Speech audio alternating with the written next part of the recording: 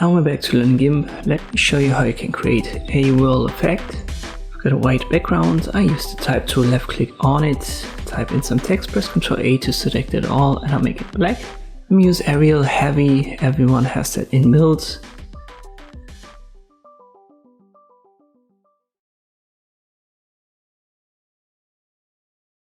.400 is a little bit too big for my canvas size. I'll use 350.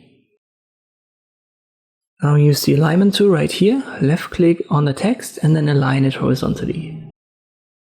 Get back to the move tool and copy this layer 2 times.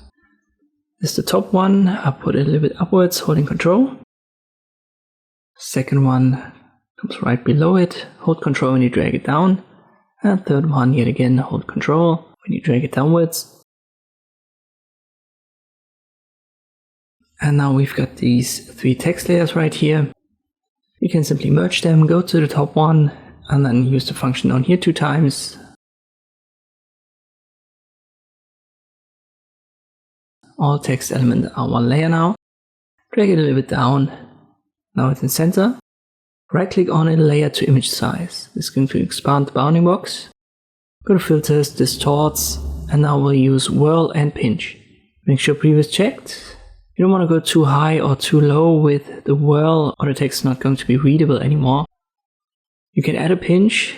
When you go up, it's going to pinch it in, and when you go down and to the minus region, it's going to get expanded out of the image so that it looks like the text would come towards the viewer.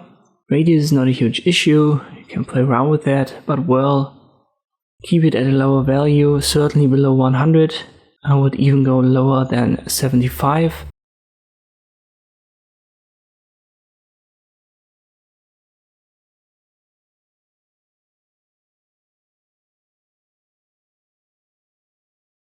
Let me try 50 in this case.